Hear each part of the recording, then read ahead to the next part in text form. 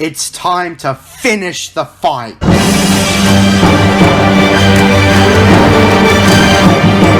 Since this is the most recent Star Wars movie as of recording this video, boy do I have a lot to say about it. Let me set the scene. The Last Jedi had come out 2 years ago, and it caused a rupture in the fan base, with many deciding to leave the franchise for good. So I actually thought this movie was okay the first time I watched it.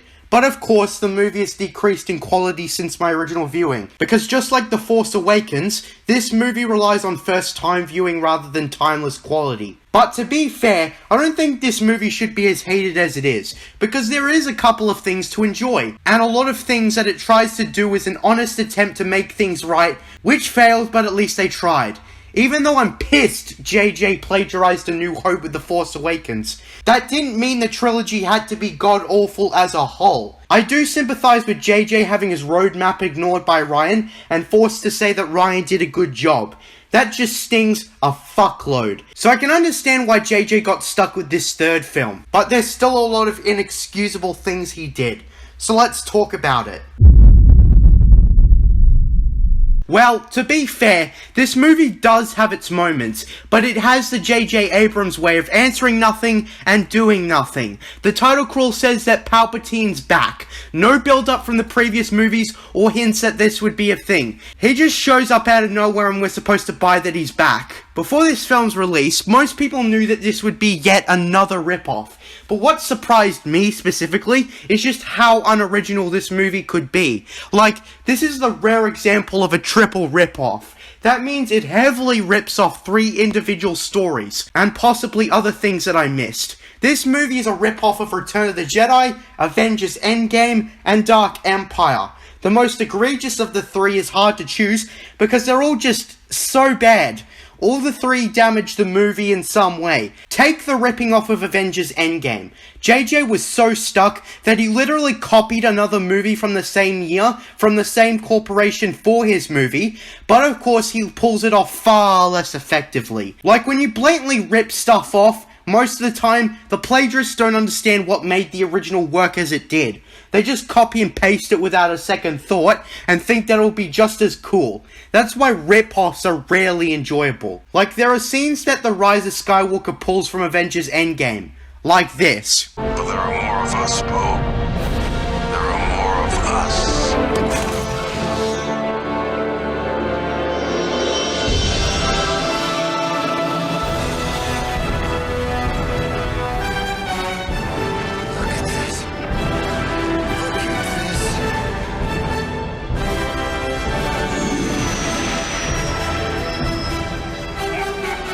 But they of course don't work, and I'll describe those specific scenes when we get to them. The most talked about of the rehashing is of course Dark Empire. For those who don't know, Dark Empire was a story published in the 90s about the Emperor's return. It's considered the one thing from the expanded universe everybody hated.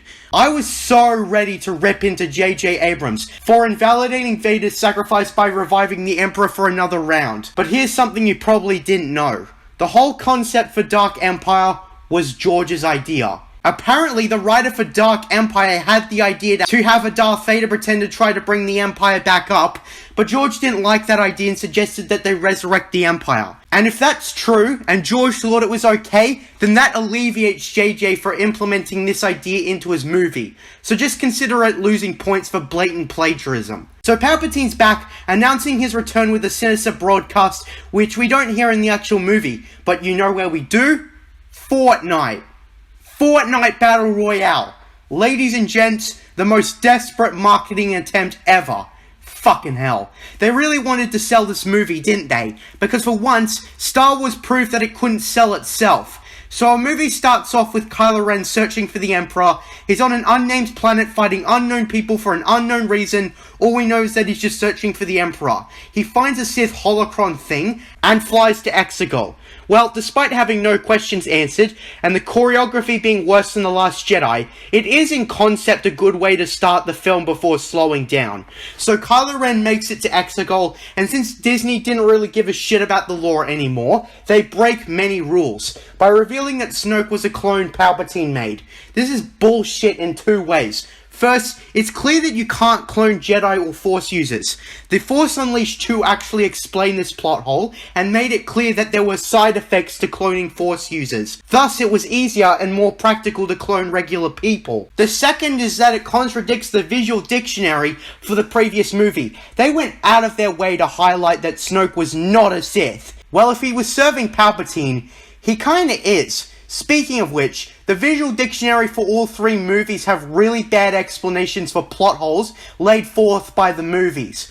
Pablo Escobar Hidalgo is really coming up with shit out of his ass to explain these dumb plot points JJ and Ryan created. So Palpatine reveals that he's been fucking with Kylo Ren's head this whole time, and then he lifts 1,000,000 Star Destroyers. So essentially he's a god. How has he not taken over the galaxy yet? Speaking of which, everything regarding Palpatine makes absolutely no sense. Where did he get all these Star Destroyers? Did he have them before or after Return of the Jedi? If before, why didn't you use them at the Battle of Endor? If after, how the fuck could you afford all these ships with your empire crumbling? And they also have Death Star lasers. What? How?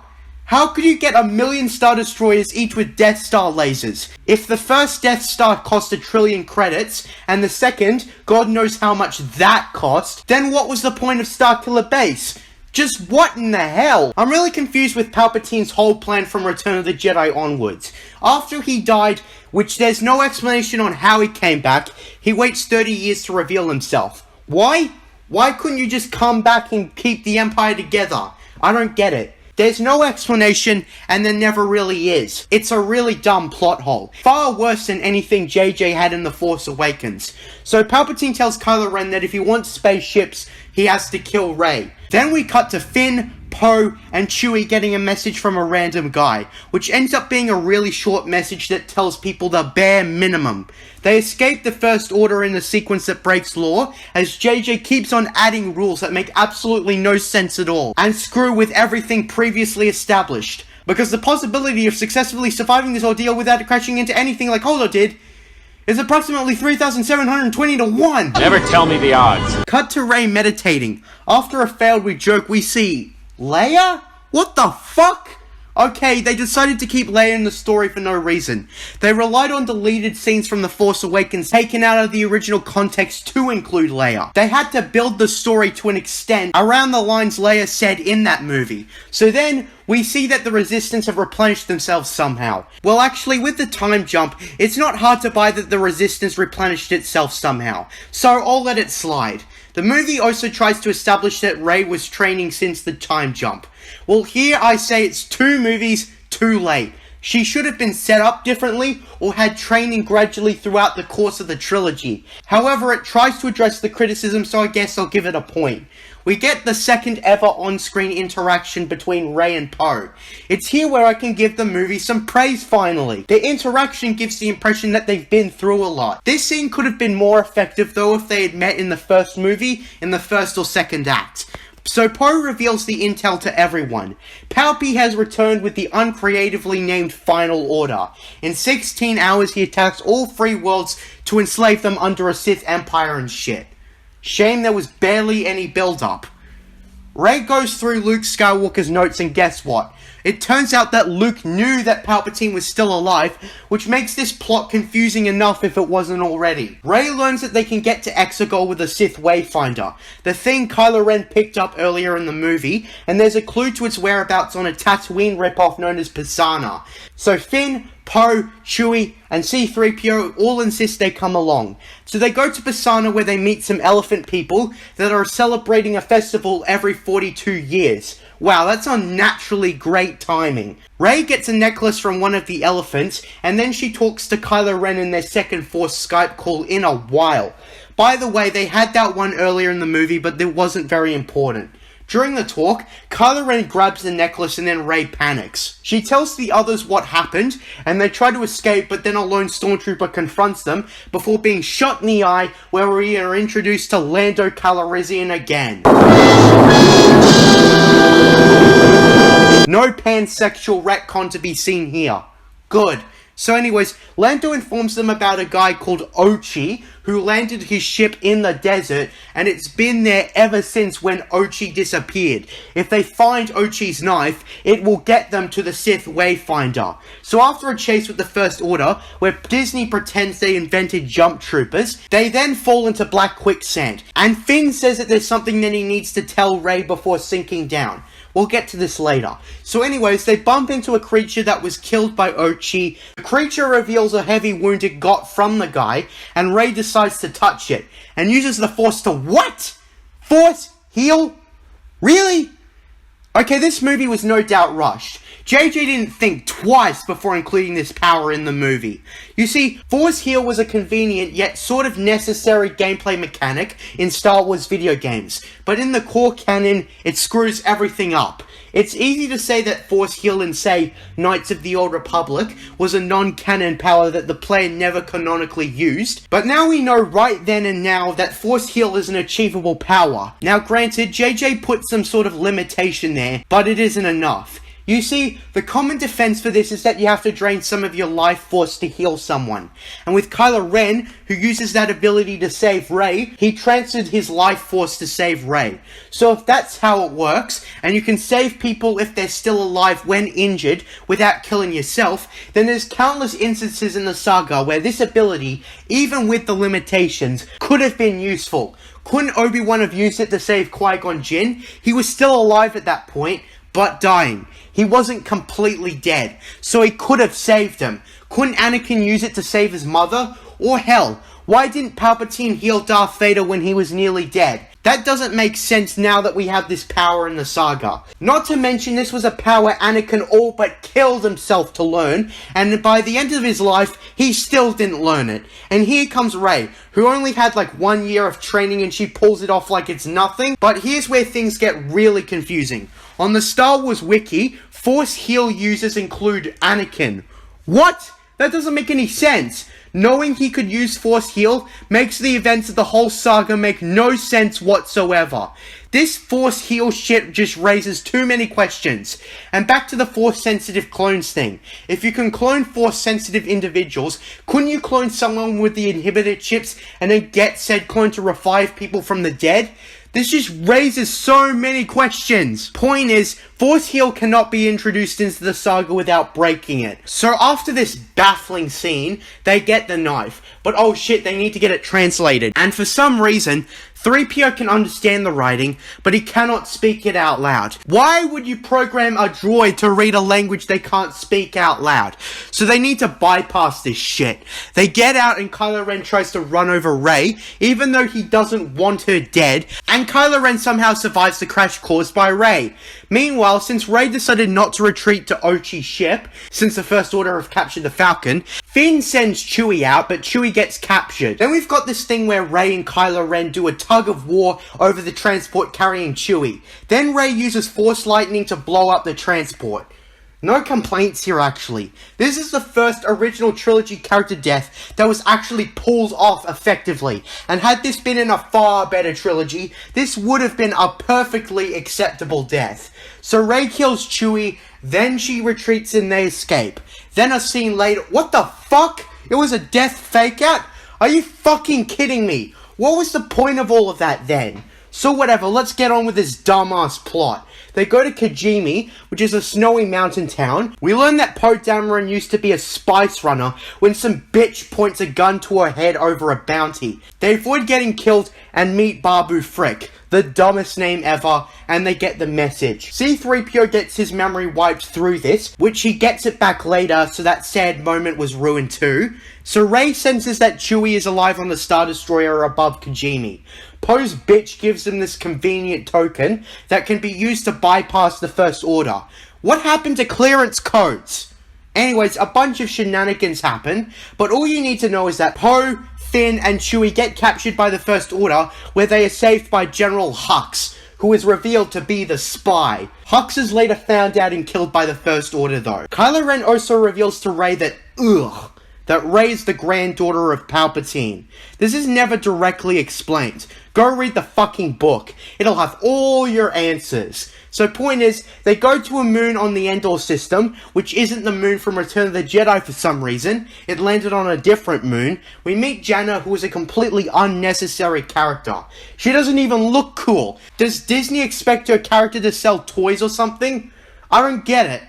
Rey proceeds to sail all the way to the Emperor's throne room, and what do you know? Like we all guessed, the Dark Rey from the trailer is just a vision. Then Kylo Ren appears and destroys the Wayfinder. Rey and Kylo Ren have a fight. Kylo Ren actually seems to be winning, if not from a distracting Skype call from Leia who dies under a dirty sheet.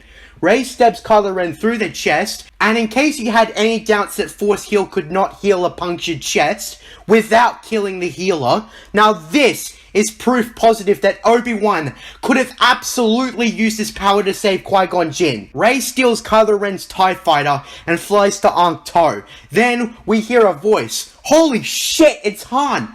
How the fuck did they get Harrison Ford back? No matter, the memory sequence is actually quite heartwarming, showing that Ben Solo still had warm memories of his father.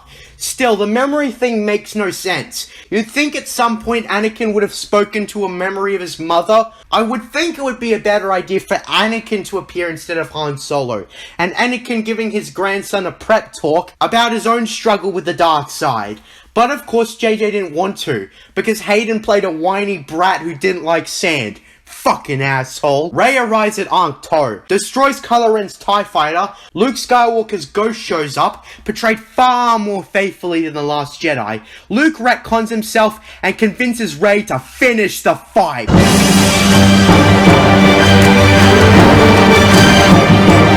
And lifts his old X-Wing, which Rey gets functional somehow, and takes the Sith Wayfinder in Kylo Ren's cockpit to locate Exegol. And she gets Leia's lightsaber too because there's a subplot about Leia being a Jedi. For some reason, the Resistance gets a track of the Red 5 X-Wing and follows Rey to Exegol. It's here where the climax of the movie happens, and where they really rip off scenes from Avengers Endgame. But that's the least of the problems with the climax. At this point, I was hoping that the movie would be over. Rey gets to Palpatine, who has a change of plan, and he wants Rey to kill him. Kylo Ren shows up in a TIE Fighter, even though Imperial-era TIE Fighters don't have hyperdrives. I mean, this could have been fixed if he just arrived in Darth Vader's TIE Advance ship that does have a hyperdrive. Whatever, he fights the Knights of Ren, who go down like bitches. And I thought the Knights of Ren are supposed to be on his side. Whatever, they die like total bitches. Kylo Ren and Rey then confront Palpatine. Palpatine tosses Kylo Ren aside, and Rey almost loses, if not for the voices of past Jedi inspiring her. So she gets up and kills Palpatine by deflecting lightning back to him. You'd think he'd stop learning to do that by now. Meanwhile, the space segment has Poe and crew almost lose, but millions of unknown battle participants show up, along with Lando and Chewie in the Falcon. And then there's Space Horses. I have no comment. So the Resistance wins against all odds because of course they do and they celebrate. Lando is about to bang Janna, a character that's supposed to be his daughter according to external sources. Rey goes to Tatooine to bury the lightsabers next to the Lies homestead. Then an old woman asks her surname and Rey says, Rey Skywalker. Really? Whatever, at least the movie's over. But wait, what did Finn want to tell Rey? Among a billion other questions, because once again, no world building. Are you fucking kidding me? Also, Nien Nunb dies in this movie. I'm less pissed about this because at least the actors were still alive, unlike Akbar. So it's not really a disservice to the actors. Instead, it's just to the character. So I had a lot to complain about. There's a lot of characters that I didn't mention like Rose, Mars, or General Pride, because let's face it, they aren't important. They're just characters to sell toys. Well, I'm sorry Disney, I'm not buying. Although this movie sucked, it was eons superior to The Last Jedi. Plus, there were a lot of nice touches that I liked. But the biggest problems come down to its clumsy plot, pointless plot points, and unoriginality. Ripping off 3 stories is just egregious. I understand why he ripped off Return of the Jedi and Avengers Endgame. They are great movies with thrilling climaxes. But why Dark Empire 2? I'm going to give 2 points to the story. This might have the best shots of the trilogy. J.J. Abrams has a strength in cinematography. Everything is phenomenal. The lighting and colours are miles ahead of The Last Jedi and Solo. It's as good as The Force Awakens. Nice replication of George Lucas. But the editing? It's paced even faster than The Force Awakens. The film zips around at the speed of light, never taking any time to slow down. This explains why there's absolutely no world building or explanations. JJ takes a few seconds to explain something, and then they're already zipping along to the next 3 chapters. It never seems to take a break or slow down. This results in pretty much everything being rushed. Not only was there no build-up for Palpatine, but effective moments that end up being pointless fail the scene immediately after. Chewie surviving and the transport blowing up happen back to back. What the fuck were they thinking? We don't have any time to think about why things are going on. The breakneck speed of the pacing is pretty much JJ's smokescreen to excuse his contrived plots. Fucking hell. Is that the best you can do? Well, your best won't do. Do better. I'm going to give 4 points to this segment. Well, the effects are pretty good. Nothing looks fake. Everything is well implemented and it looks like it's in the universe. But the visual design? Okay, this has to be the laziest in the series. They don't even put on a 2-hour freak show attraction. There's just nothing new or substance. They completely ran out of ideas for costumes. Like, for example, the Sith troopers are just First Order stormtroopers painted red. That's just lazy. Now they can repaint all the unsold toys from the last movie. Lando's costume looks exactly what it looks like in Solo: A Star Wars Story. How lazy could you get? The 2 planets are unremarkable. 2 are rip-offs, 2 are from previous movies, and 2 aren't actually half bad. Now that I think about it, I quite liked the design of Exegol and Kijimi, the snowy mountain town. Those were actually pretty creative, but the costumes are unremarkable. Rey literally goes back to a Force Awakens attire like there was no transition. The aliens I hardly notice. Babu Frick is memorable because of the dumb name. I guess Poe's bitch looks somewhat cool, but I'd hardly want to buy a fucking toy based on her. As for sets, I guess they're okay. I said there was a Yavin 4 and Tatooine ripoff, plus OG Tatooine itself. The snowy mountain town is actually a remarkable location. It reminds me of the mountain town in Raiders of the Lost Ark. Just because it has snow doesn't mean it's automatically a ripoff of Hoth. They can still have an ideas that make it different, and this is it. Exegol is pretty dark and creepy, although what the hell happened to Korriban? No, I will not call it Moraband. The last homestead is not bad at all. Seeing what came of it is pretty interesting. Well, I'm going to give 3 points to this segment. Daisy Ridley plays Rey. What a huge improvement over the previous films, since Rey actually got some training, contrived training, but training nonetheless. The actress doesn't have to play an overpowered heroine as much as the last 2 movies. Still, since it's 2 movies too late, and she only got a year of training she probably didn't need, it's still an underwhelming performance. But I can say there is something to it. Some emotional scenes I actually buy more. Although the I am all the Jedi moment was ripped straight from Avengers Endgame, and Ridley does nothing to be different. John Boyega plays Finn. Finn is probably one of the most enjoyable parts of the movie, especially when he interacts with Poe. Naturally exchanges and chemistry and some humorous lines as well. And although it's a bit of a fucking meme, I feel the sincerity in his voice whenever he yells Rey or yells any other time in the movie. And he still puts up a convincing American accent. So much so, I still can't get used to his actual accent during interviews. Oscar Isaac plays Poe Dameron. Despite him being a walking stereotype of an American pilot, Isaac does his best when he's around Boyega, something I've already described. His acting suits the movie perfectly fine. Had Poe been written in a better trilogy, this wouldn't have been a wasted performance. Adam Driver plays Kylo Ren. Many agree Adam Driver is one of the few actors who could give us something out of this poorly written character. Kylo Ren doesn't have much of a presence as the last movie, since he's sidelined for Palpatine, and Kylo Ren feels phoned in, and Adam Driver doesn't have much to work with. All he does is talk to Rey most of the time.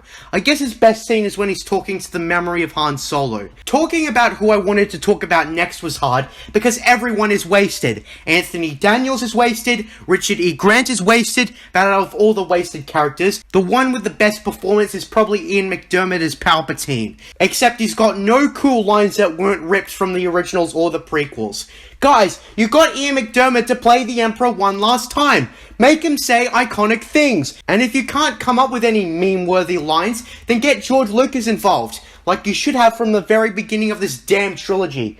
The three main actors are pretty good, but the rest of them have their talent ruined for this bad script. I'm going to give 3 points to the acting. Rehash, rehash, rehash. I can't believe I have to say this again, but John Williams comes up with nothing. Since he was stuck with the previous movies and barely come up with anything, what does he do? Why, of course, make the whole soundtrack feel like a greatest hits album. So just play the best music from the OG6 and play that and pass it off as a new soundtrack. What kind of lazy shit is that? Everyone at this point was so done with this series. The main actors refused to be in any Disney Plus bullshit, and John Williams will probably die within the next 10 years. And when we look at all his memorable tracks, the last we'll think of is The Rise of Skywalker, since he pretty much committed self-plagiarism and just copied his previous works and pasted it again. John Williams failed to top Avengers Endgame, so the new king, I guess, is Alan Silvestri now. But considering John Williams doesn't have presumably long, he'll have a very short time to win back my trust that he can compose new music. Sorry bud, but you're past your prime now. Maybe you should just retire. You composed the whole saga now. A good replacement for John Williams would probably be someone who composed the Knights of the Old Republic soundtracks. Because why not? And sound? Pfft, they rehashed that too. So lazy. I'm going to give 0 points to this segment. This movie doesn't deserve to be the final chapter. I don't want my standards for a Star Wars to be so low. They should be putting out better films. Why is it so hard for a multi-billion-dollar company to hire the best cast and crew to come together and make a good movie? I don't get it. Yes, my standards may be exceptionally high from the original 6 movies, but these movies weren't even decent, except for maybe Rogue One. This trilogy sucked. Disney had their opportunity, we all gave Disney a chance, we were ecstatic at the idea of more Star Wars movies. But Disney's greedy, incompetent, and flat-out stupid decisions has put the franchise in limbo, most especially with any story set after Return of the Jedi, which means it's safer to go back. Seriously, how are they supposed to continue the story after The Rise of Skywalker? Where are they supposed to go? We barely even know anything about the era. Instead of getting a seasoned science fiction director, you got J.J. Abrams of all people, a serial plagiarist with not an original bone in his body, and Rian Johnson, who had made nothing like Star Wars prior to The Last Jedi, and the idiot producer Kathleen Kennedy. Producers always seem to be the reason movies suck, because they always interfere with the creative vision. But the thing is, J.J. Abrams barely had a creative vision. What does a producer even add to a movie, besides mucking up the film? You can be a producer on plenty of good movies and still suck. What defines true talent is more complicated than many of us think, but it sure ain't what a producer does. Now that we've concluded this journey, for now, it's time to rank the films. But first, we need to determine the score of this film. The Rise of Skywalker has earned a total of 12 points out of 50, equaling a 2.4 out of 10. What did you expect? Now, putting all the reviews together, this is the ranking. As you can see, Revenge of the Sith is first and The Last Jedi is the loser, having to be sat on by all the other movies. I never expected to have Empire Strikes Back be my least favourite of the OG6, but that's what happens. Empire Strikes Back is just really overrated. I will probably update this when the next mainstream Star Wars movie comes out. Rogue Squadron, was it? Or was it just a TV show? I'm not sure. I'm JJ Plagiarisms, and for this special occasion, I will not say my usual outro. Cue the celebration music.